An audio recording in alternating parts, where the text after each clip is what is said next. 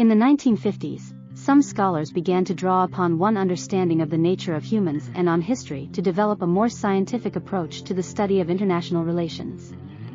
They built upon the philosophical assumption that humans tend to act in predictable ways. If humans act in predictable ways, might not states do the same? Are there recurrent patterns to how states behave? Are there subtle patterns to diplomatic history? Are states as power-hungry as some philosophers would have us believe? How can we explain empirical findings? Can we use those findings to predict the future? Behavioralism proposes that individuals, both alone and in groups, act in patterned ways. The task of the behavioral scientist is to suggest plausible hypotheses regarding those patterned actions and to systematically and empirically test those hypotheses. Using the tools of the scientific method to describe and explain human behavior, these scholars hope to predict future behavior. Many will be satisfied, however, with being able to explain patterns, because prediction in the social sciences remains an uncertain enterprise. The Correlates of War project permits us to see the application of behavioralism. Beginning in 1963 at the University of Michigan, the political scientist J. David Singer and his historian colleague Melvin Small investigated one of the fundamental questions in international relations: why is there war?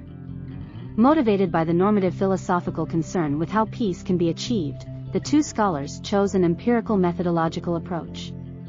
Rather than focusing on one big war that changed the tide of history, as Thucydides did, they sought to find patterns among a number of different wars.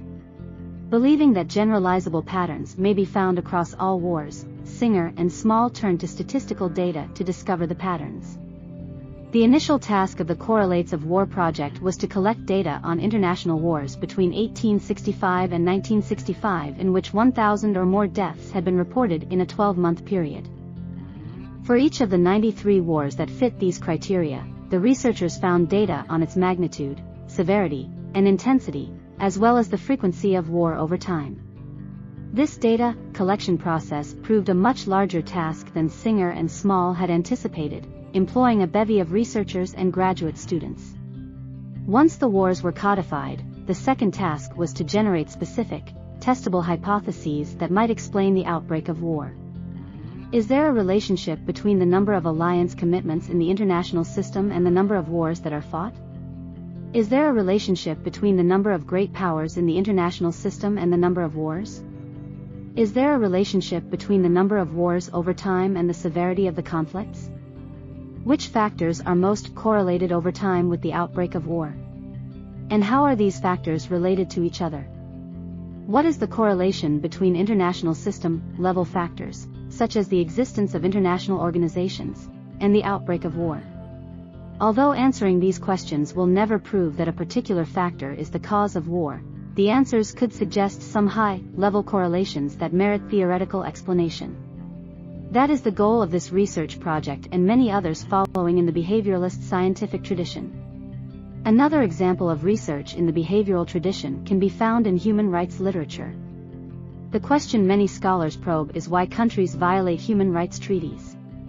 Is it because states never intended to follow the provisions? Is signing on to treaties just cheap talk?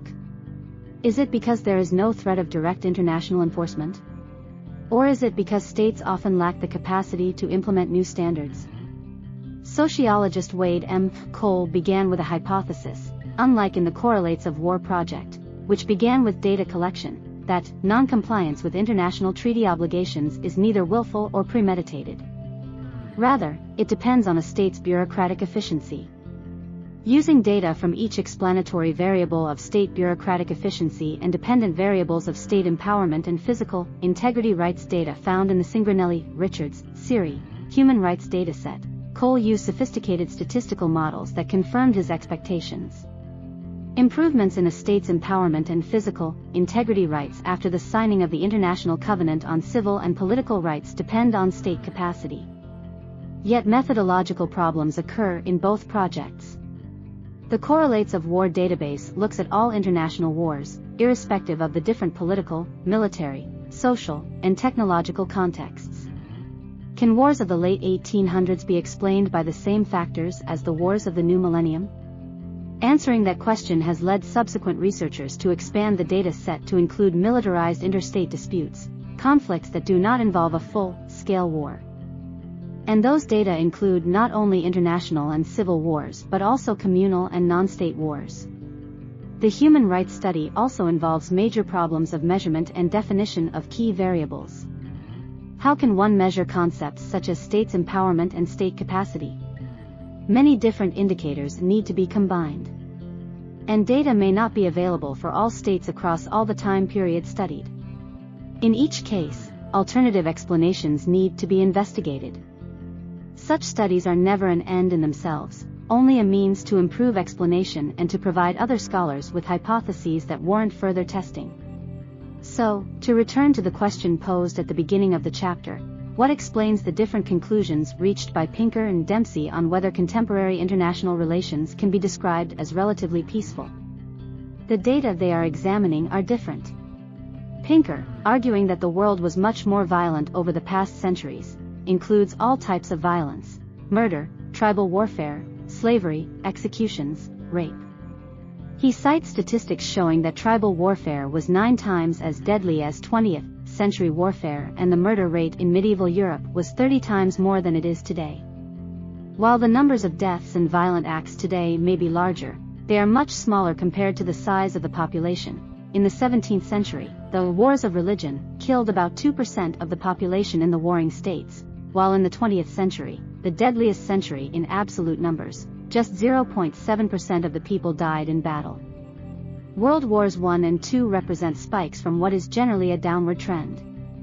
Post-1946, there has been a decline in deaths on a per capita basis in all different kinds of wars, including colonial wars, civil wars, internationalized civil wars, and genocide, as well as interstate conflicts. Dempsey, and certainly many others in the policy community, see a different reality. The total number of armed conflicts of all types tripled from the 1950s to the 1990s. And though most were relatively low-intensity conflicts with limited fatalities, and wartime fatalities have declined dramatically, from 240 battle-related deaths per million of the world's population in 1950 to less than 10 per million in 2007, the numbers are still too high if you are responsible for the lives of others. Given the data selection problem as well as other issues, there is disillusionment with behavioral approaches. Different data may lead to substantially different conclusions, just as described above. Some critics suggest that attention to data and methods has overwhelmed the substance of behavioralists' research. Few would doubt the importance of Singer and Small's initial excursion into the causes of war, but even the researchers themselves admitted losing sight of the important questions in their quest to compile data and hone research methods. Some scholars, still within the behavioral orientation, suggest simplifying esoteric methods to refocus on the substantive questions. To still others, many of the foundational questions, the nature of humanity and society, are neglected by behavioralists because they are not easily testable by empirical methods. These critics suggest returning to the philosophical roots of international relations. But most scholars remain firmly committed to behavioralism and the scientific method, pointing to the slow incremental progress that has been made in explaining the interactions of states. Does choosing one method over another make a difference in the research findings? Although there are few systematic comparisons, evidence suggests that in human rights research, the findings do tend to vary by method. Qualitative researchers in the historical and philosophical tradition, often employing case studies of a specific human rights issue over a long period, generally find progress in human rights records. And they find that new human rights norms have emerged. In contrast, behavioral researchers, in general, find less evidence of changes in state behavior. Usually drawing on studies with large amounts of data, including data from many states over decades when available, researchers find only marginal improvements in a state's human rights record. What explains these divergent findings? Differences in ways of measuring human rights violations, differences in what human rights issues and periods of time are studied, and problems with the availability of data are all responsible for the differences among findings. This divergence has led researchers to plead for more mixed method research. Multi-method projects can help us overcome the disturbing finding that different methods lead to different substantive conclusions.